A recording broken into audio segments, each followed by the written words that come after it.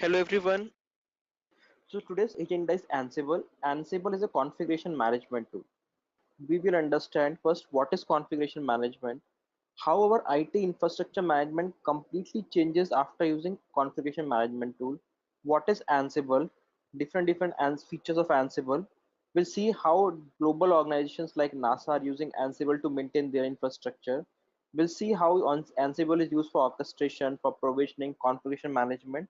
And lastly, we'll see how to set up Ansible and try to run some Ansible playbooks to set up our environment like Tomcat application, something like that. Okay. So let's talk about configuration management. So to explain why we need configuration management, guys, let's take a scenario. So guys, till now, most of you would have written code either for development purpose or for testing purpose. I'm pretty sure hardly any one of you have written code to manage your infrastructure. But going forward, when we work on configuration management tool, we use something called infrastructure as a code. It's called as IAC, where we write code to manage and provision our environment. That is what configuration management tool helps us with. Now take a scenario, guys. Let's say I have got 100 servers. Okay. Out of these 100 servers, I have got, let's say, 70 Unix servers and 30 Windows servers. Now I have been given the task of deploying Java on all these 100 servers. So how I will do is I have got two approaches. First, I can manually log into each of these 100 servers and install the Java. But with this manual approach, it will be so much time taking. It can be error prone. We need so much manpower. We have all those challenges. Second approach, what I can do traditionally is I can write a shell script or Python script for Linux servers. I can write a PowerShell or Bash script for Windows servers. The script need to written from scratch, from very basic, try to run the code and deploy our Java application on these 100 servers. But again, you will need experts who have programming knowledge, in-depth knowledge, both on shell, PowerShell, Bash, Python, like multiple operating system sort of thing. So it is not easy. Again, writing code from scratch is not at all easy and it takes a lot of time and energy. What if I'm able to use a configuration management tool like Ansible, where using just two lines of code, I can deploy my application, so let's say for Java in this scenario, across multiple servers irrespective of their OS. So using configuration management tool with just two lines of code, we can deploy our application across all these servers, whether they are CentOS, Ubuntu, RHEL, Windows, does not matter. That is the beauty of configuration management tool. Let's take one more example, guys. So in any organization, you have got multiple life cycles, right? You have got a dev life cycle, you have got a QA life cycle, you have got a prod life cycle, for example. Now, you have been asked to maintain consistency of deployment across all these life cycles. So when I say that, let's say for example, if Java, let's say 2.0 is running on dev, Java 2.0 should be running on QA, and Java 2.0 should be running on prod. How will you do that? It's very difficult. Generally what happens in an organization you see is while testing or while doing some pre-deployment checks and all, we update the application version in dev and QA, but generally the prod version we never try to touch or upgrade because we fear it may break things. Now a developer has written an application which is, let's say, dependent on Java 2.0. That application will work for successfully in dev and QA, but by the time it comes for deployment to prod, because of this version mismatch or infra complications, it may not work in prod. So how to solve these problems? So guys, all these scenarios can be solved by configuration management tool. If you're working for any Fortune 500 company where you've got thousands of servers, and if you're an admin or a guy who takes care of server provisioning or administration management, configuration management can help you to ease your life like anything. You can do any sort of thing with user administration using configuration management tool, like deploying a software, starting a service, creating a user, changing the permissions, enforcing security policies. You name a thing, all those things are possible using configuration management tools. And here in particular, we're talking about Ansible as a principal configuration management. So I just explained the example of why do we need a configuration management tool. It definitely helps us to maintain servers irrespective of scenario, operating system, what type it is. It can easily manage using the configuration management tool. Same thing as explained here, because if you have to configure server, provision servers, all those things take a lot of time. But with configuration management tool, we can easily provision and manage our infrastructure so that the people like tester, developers, They can quickly test the environment. Developers can deploy their app. Guys, one more good thing about configuration management tool here is, let's say you deployed Java 2.0, same thing, to all your 100 servers. Now let's say this Java 2.0 did not look as good as it should have been in your application, and a lot of application break. Now you need to do a rollback. That means, let's say you want to move from 2.0 to 1.8. How will you do it manually? Very, very difficult. If you write first script, uninstall Java 2.0, then again deploy 1.8, so tedious task, and it may go for a restart, all those things. But with configuration management tool, with one line of code, we can simply do a rollback. So that is another good thing we have with the configuration management tool, rollups and rollbacks. Now guys, there are in principle, four famous configuration management tools. We have got Puppet, we have got Ansible,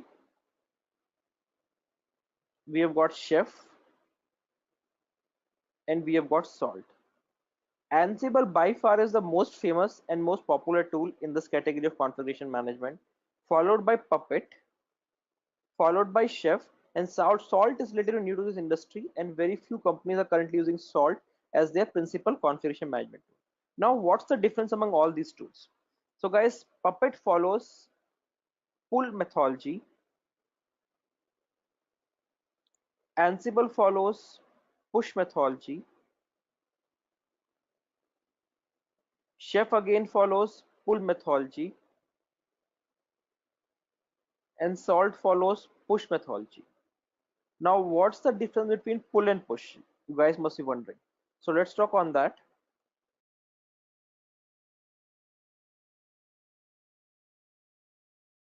So guys, one of the reasons why Ansible is gaining so much popularity or used so much globally is Ansible is an agentless tool.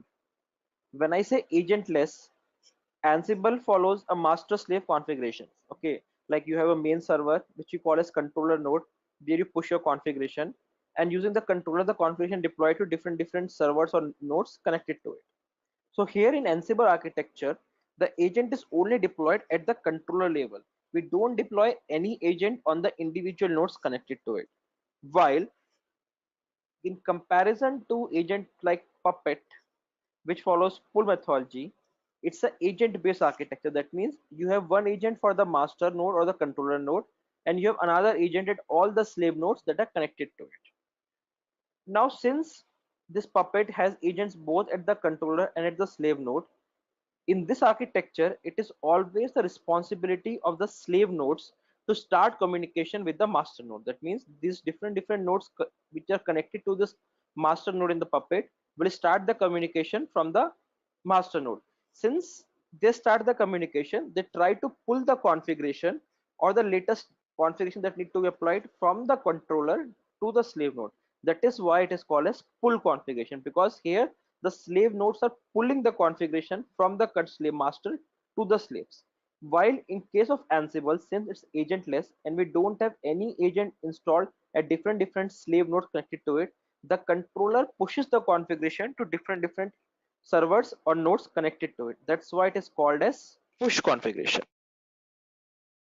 So guys, let's talk more about Ansible. So let's talk about Ansible architecture. As I told you, Ansible is a configuration management tool. It's a push-based methodology configuration management tool. It helps us to automate our infrastructure provisioning and infrastructure management. So as some things we discussed some time back. Now let's talk about Ansible architecture. Like what are different components of Ansible architecture and how they play out. So guys, in Ansible, we have three principal components. One is inventory, one is playbook and module. Let's see how they works up. The first component here is inventory, and then we have something called playbooks, and then we have something called module.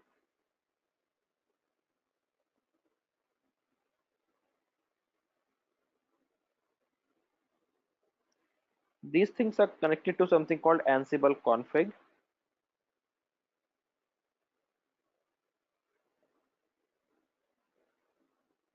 So guys, Ansible controller can only be installed on a Linux operating system. When I say Linux operating system, it can be a CentOS machine, it can be a Ubuntu machine, it can be a RHEL machine. Another thing is you need to have Python framework present. That is why because on Windows machine you don't have Python framework present. So to install controller, you need a machine with Python framework. That is why it is a Linux dependent machine, and then it gets connected to different nodes.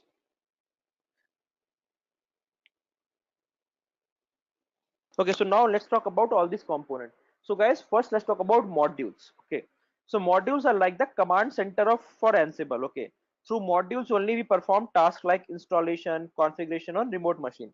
So whenever we install Ansible, by default some 2000 modules gets downloaded. Okay, these modules are developed by the Ansible community or the Ansible developers. So any task you want to install, let's say I want to find uptime of a server. So for that I will be using a module called command. Let's say I want to ping another server to check it's pingable or not. For that I will be using a module called ping. So like this we have got 2000 plus modules in our Ansible architecture. Another component is inventory. So let's take example guys, I have got 60 servers in my infrastructure for example, and I want to only push my code or my application, whatever my scenarios, only 20 servers. How do I do that? So inventory is a location where we list our servers or group our servers which are to be configured. Okay, so let's say I want to push my configuration only to these 20 servers. I'll make a group, give my group any name, let's say test, and inside this group I will give the list of 20 servers where I my configuration to be applied. So when I run my playbook, it will only target this group, test group, so that my configuration get only pushed to these 20 servers. That is the beauty of inventory. You can create as many group as you want for Ansible. Then guys, we have another component called playbooks. So guys, playbooks are a YAML file which are written by user. You can say this way, playbooks are a glue which connects inventory and module. So let's say if you want to apply some configuration on some servers, you need to call a module and define which particular servers you want that to be applied on. So basically playbook is that piece of code, or you can a glue which basically connects your inventory and module. Then guys, you've got Ansible config. It is the file where global settings are stored, like location of the inventory, module, and all those things. So that is about Ansible config, guys. So guys, as I mentioned you, one prerequisite is Ansible should be installed on your controller node or your master node. By default, it comes installed on all Linux machine. So this was about guys Ansible architecture. So to communicate between this master and slave node, Ansible use SSH, okay, the public private key sharing. So we establish authentication using SSH. That is how Ansible works, guys. So guys, this was in brief about Ansible architecture. What is Ansible architecture and how it communicates between master and slave node. Now guys, why is Ansible being so much popular, or what are different features of Ansible? Firstly, as I told you, it's agentless. That is a big add-on, because we compare to other configuration management tool like Puppet or Chef, they're agent-based, so they comes with their own baggage. While Ansible is an agentless tool. Another good thing about Ansible guys is it is very simple to administer and manage. Okay, it's very simple to install, very easy to learn. We'll set up Ansible after this PPT and you'll see how easy it is to set up Ansible. It is very powerful. Almost all your IT tasks, I have not seen a single IT task, a single IT requirement which cannot be completed using Ansible. It is very powerful. It has got modules to suffice to all your requirements and needs. So that is the beauty about Ansible. Second, another thing is in Ansible you can write modules in any programming language. The base structure of Ansible uses YAML, which stands for ain't another markup language. It's a deserialization like language like JSON, but your modules can be created in any programming language. That is the beauty about Ansible. So guys, this was in brief about Ansible. Let's talk about a case study where how organizations using using Ansible are saving time and making their life easy. So guys, NASA, National Aeronautics Space Administration, the US Space Agency, wanted to move the 65 applications from traditional hardware servers to cloud-based environment. Okay, at the same time when they want to migrate it, they want to save some cost. They did not want it to have SSH cost, okay, this migration cost. They wanted to have more security and better agility. Okay, how did NASA achieve this goal? So NASA, for this particular problems, using Ansible as their one-stop shop to do migration with more security, with better access rights, and with more agility. Okay, so NASA uses AWS cloud, guys, with multiple VPCs. Okay, as you can see, when NASA moved into the cloud, they had these many problems. They were scattered. Okay, no agility, no process, no security. But they were actually aiming for a structured approach where they everything grouped properly, every credentials grouped properly, proper RBAC model, proper playbook, proper templates. Okay, so how these things can problems can be solved, guys? See, for these things we create playbooks, guys. See, in playbooks, NASA, if NASA would have used playbooks, guys, it would have made life so easy for them. They could define like which host to move to what architecture, which host to move to what group, all those things. So that is the beauty about Ansible. You can literally group on what servers what permission need to be applied. If you compare to other configuration management tool like Puppet or Chef, grouping is not so easy. While in Ansible, grouping is so easy. We have a file location which is called inventory file, and inside the inventory file you can define a list of servers where you want your configuration to be applied or configuration to be pushed to. Now guys, Ansible is mainly a GUI based tool. That means you have to write playbooks in your command prompt or command line and then execute it. But Ansible comes in a GUI flavor also, which is called as Ansible tar. The only challenge here is Ansible tower don't come as free version. To use Ansible tower you need to have licensing, while to use Ansible over the CLI, traditionally using playbooks and all, you don't need any licensing. But for using Ansible tar you need licensing, which comes at a steep cost. But the beauty about Ansible tower is with Ansible tower management becomes so easy. It is like a typical GUI based tool. They're using some clicks, you can do some deployment, provisioning, management, administration, all those things. So if you're working for any organization which uses Ansible or which is planning to use Ansible, then probably organization will go for Ansible tar license. With that, Ansible management, administration, usage all becomes very easy. So guys, this is how typically your Ansible tar looks like. In Ansible tar only you can define all your properties like which host you want the configuration to be applied to, what credentials to be used, what organization, what project, all those things. That is the beauty about Ansible tar. Okay, so guys, what's the advantage of using Ansible? What benefit NASA noticed? Okay, to apply updates, it used to previously take them 1 hour, which is now down to 5 minutes. Okay, to apply patches, patching is a weekly activity, monthly activity, and I think on all the companies you guys work, you have patching team which apply patches. Your patches process went down from multi-day process for NASA to just 45 minutes a day. Application stack time reduced from an hour or so to just 10 minutes a day. You are almost having near real-time monitoring. That is another beauty of Ansible, guys. So these are some of the typical advantage or results benefits which NASA had after using Ansible as their configuration management tool. So guys, Ansible architecture we already talked about. This was a brief about Ansible architecture, how Ansible architecture works, how different things communicate to it. Ansible has got plugins for. Let's say you want to integrate Ansible with Jenkins, another CI tool. So you've got plugin for it. You want to integrate Ansible with Bamboo. You have a plugin for it. So Ansible has got different plugins available for different requirements. Let's say you want to use Ansible with Azure. Okay, then you have plugin for that. So they have different plugin available for different scenario. So guys, as I told you, in Ansible we use something called YAML. YAML stands for int another markup language. Inside of playbook we do all our declarations like which server you want the configuration to be pushed, what configuration you want to push to is. We use a word called task here in Ansible. That means what tasks need to be applied on different scenarios.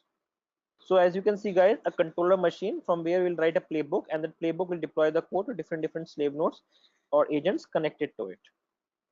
So guys, typical example of playbook we'll see in the lab once we do it. You see here in this playbook, we are making sure that we install Apache 2. Okay, and we're trying to install the latest version of Apache. A simple playbook being shown here. Now guys, how to use Ansible? Okay, so guys, Ansible can be used for deploying your application. You can install the application, you can do a service, start a service, you can do orchestration, you want to do some auto scaling, all those things that can be done using Ansible. You can do a management. Let's say you want to have you make sure that the same version of application runs across multiple servers of your environment. All those things are possible using Ansible. Then provisioning. Even you can provision your infrastructure in any cloud enterprise or bare metal using Ansible. So these are some of the typical uses where Ansible is used for. So guys, let's talk about orchestration. A simple example given here. I want to install certain application like let's say HTTP, HTML, PHP file, get data from MySQL database and run it on my servers. A simple scenario like to deploy an application, which can easily be achieved or done using Ansible as your configuration management tool. Don't worry, you'll see it in the lab. You just want to cover theoretical portions first. So guys, Ansible works with almost all the cloud provision environment, whether it's Google, Azure, AWS. You can provision infrastructure there, do testing, deploy applications, all those things using Ansible as a configuration management tool.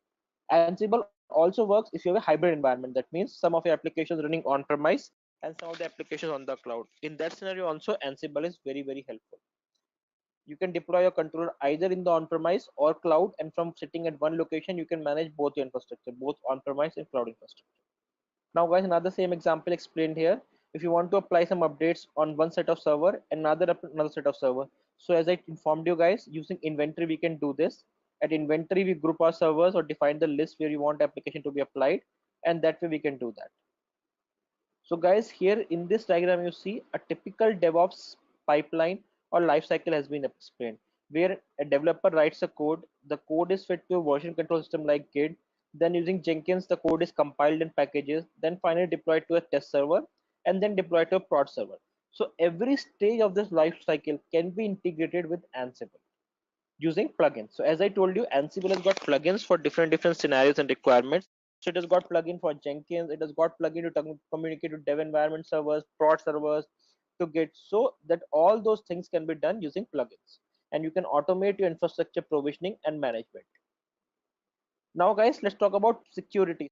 So guys, the beauty about Ansible is Microsoft every second Tuesday of the month releases updates. Okay, you can write a playbook which runs only on every second Tuesday, get the latest security patches from the Microsoft side, and then apply it to all the different Windows nodes connected to it.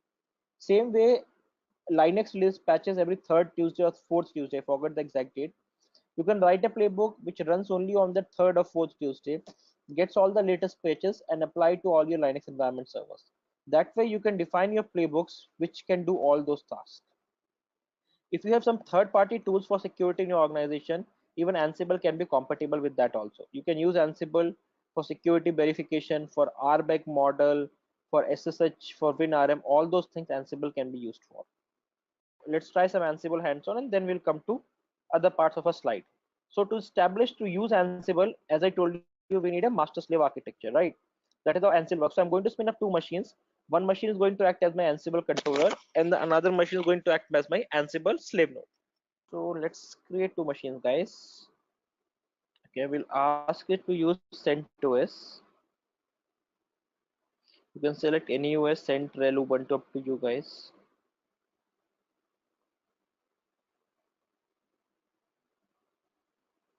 You can create.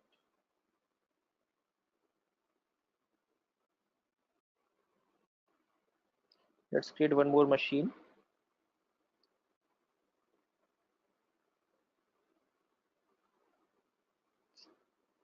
Ansible slave.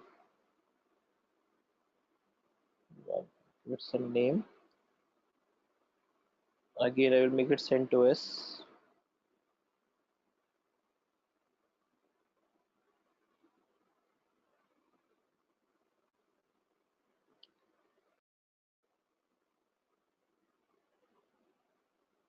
So guys, this is my controller machine. As I told you in starting, Ansible is an agentless tool. That means you only install the Ansible agent on the controller node. So how to install it?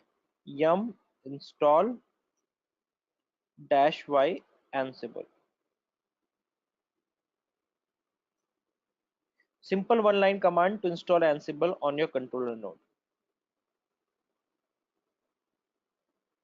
Now let's start the Ansible service. So first check the Ansible service status. Service Ansible status.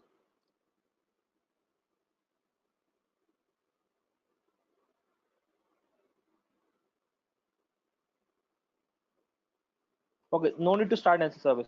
Now guys, another thing I told you is Ansible follows public private key sharing or SSH to communicate to master and slave nodes. Okay, so how to do that? So guys, I'm not going to run any of my command as root, since root is the most. What I'm going to do is I'm going to make a small change. Okay, vi. So by default, password authentication is not enabled on the cloud servers. Since I'm using cloud machine, you can use your own machine. Their password authentication will be enabled. So vi sssht underscore config escape insert.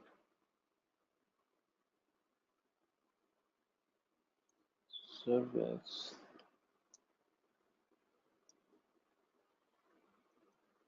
I'm going to create a user. Let's say Kushag. I'm going to create some password for this user.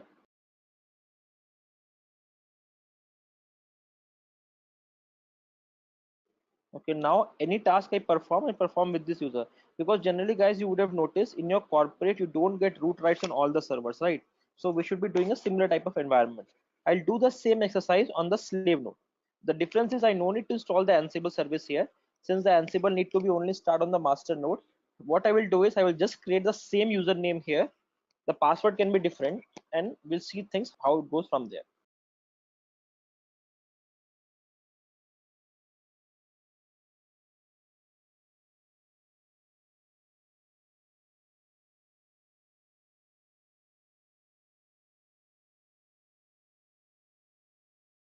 This step is not needed, guys, if you're using an Azure VM or you're on premise. Since I'm using Google VM, there you have to use this step.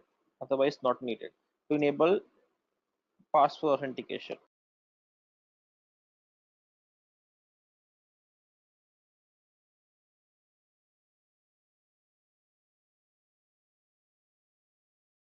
Okay, so I made a new user, Kushag, and I gave some password to it.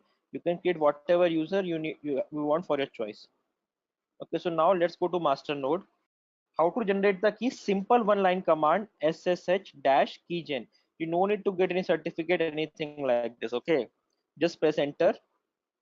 I want to default file. I don't want any passphrase. My public private key got created. Simple one-line command. Okay. Now I need to share this private key, public key, sorry, to all the different nodes where I want to configure my Ansible infrastructure. So how to do that? SSH dash copy dash ID dash I. Okay. Give which username. So I am using everything as Kushagra user. So Kushagra user at the rate your slave node IP address. So let me get my slave node IP address. So curl ifconfig.co. This is my slave node public IP address. Okay. So last, do you want to continue? Say yes. You have to give the password of Kushagra user which you gave in the slave node. Okay. So I'm going to type it here. Now you see a trust got established between your public and your private key server. Okay. Slave node. So you can write a shell script for that.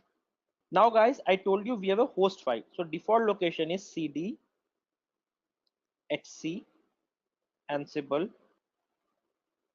If you go inside etc ansible, guys, you see we have a file called host. Let's go inside the host file. Let's make a group. You give any name of your choice. Let's say I make a group with the name test, and inside this test group I will give the IP address of my slave node. Okay, where which I have configured right now to apply configuration. Let's save it. Sorry, I'm not logged in sudo user. One second, sudo. So guys, one more thing I need to do is there's one more step I need to do. Every time it will ask for password. In order to get rid of that scenario, I will add this user in the sudoers file. Exit. So go to this location vi etc sudoers. Go at the bottom. This is just to make sure it never asks for password again and again. And add this line. Username, that is Kushagra in my scenario, space all equals to no password colon space all. This is, guys, what we are doing is we are giving the sudoers file Kushagra user as root permission, so that every time we run this user, it don't ask for password. Otherwise it every time ask for password. I don't want that to happen. That's why I'm running this particular command. Okay, let's save it and let's restart the SSH service. It's up to you. If you guys are okay giving password, you can do this approach. Since I'm not okay to give password every time, that's why I'm doing this. Same thing I will do on the slave node. vi slash etc slash sudoers kushag space all equals to. Let's save this and let's restart the service. sshd restart. Again, I will switch user to Kushagra since I just did this just to show you guys this thing. Now let's go back to this file again. Sudo vi hc ansible hosts. Let's add it again now. Give any group name of your choice. I'm giving test. You can do whatever group name you want and the IP address, and let's save it out. Now guys, we will use some very basic commands in Ansible to do our task. So let's say I told you when we install Ansible, some modules gets installed, right? Some default module. What are the modules that comes by default with Ansible installation? How to find it? Use the command Ansible. Just run Ansible. Okay, you will see that you have certain options available to use Ansible. That means your Ansible is installed. Now use the command Ansible dash dash version. So this will tell you what version of Ansible you are running, where is your configuration file present, what version of Python it is using. All those details you can find with this command. Now let's say you want to find out what all modules comes as part of Ansible installation. You can simply use the command Ansible dash doc, I think dash L. So you can see these many modules comes installed by default as part of Ansible installation. Okay, so if you want to find the exact number, I think it's 2000 something, I don't remember the exactly. Around 2834 modules comes installed as part of Ansible installation. Now let's play with some of the modules. I want to check the slave node link to this master, is it up or not? Okay, simple ping monitoring. How do I do that? I will use simple Ansible dash m. I'll call the module ping module. Okay, and my web server name group, which I gave as test. Press enter. You see it is successfully able to ping my slave node and it is showing it's pingable. Now guys, let's say I want to find uptime, how long this node is up. So for that I'm going to use a module called command module. Okay, with every module we have got certain thing called dash a, which means module argument. So here I want to find the uptime, so I'll give an argument called uptime, and then sorry, I gave spelling mistake, uptime. So guys, you see this particular host is up from 13 minutes only, just now we created. Now when you are saying when we are doing ping something we are getting, how in the backend it happening? If you want to find the module details, you can use the command Ansible dash doc and ping. So see, you will find what actually this module is doing. For example, what Python library it is calling, what command it is executing. All those things you can find detail about any module by using this particular command. So guys, let's take one more scenario. Let's say I want to install a software on my slave node. Let's say I want to install HTTPD, very basic. Okay, so how we use is Ansible dash am. Let's call the yum module, see anything we install, then again we give argument dash a, argument for our module argument dash a we use. Give the name of your module, name equals to HTTPD and state equals to present. Okay, where you want to deploy to test. See guys, whenever you want to deploy something, you need admin privileges. So we'll use something called dash B. That means you want to install as admin rights. So now if I go on my slave nodes and run the command rpm minus qa pipe grep httpd, see httpd got installed. Now let's see service status, service httpd status. So service is not running. Same times I want to start the service also. Okay, let's take for same scenario. So what I will do here is I will call a module named service, give the name of service httpd and state equals to started. So this what we'll do is we'll start the service on my slave node. So now if I go back here, it is running. So guys, typical example of different tasks we can execute on slave node. So guys, typical example of how things can be used using Ansible. You can make your things more complex, like you write a playbook where you can combine multiple steps. So for example, here we did manual 2 steps. First step deploying a software, second starting a service. You can write one playbook where you can combine both the steps as a one common playbook. You have all those options. So with Ansible guys, believe me, there's not even a single scenario I have found till date which cannot be done using Ansible.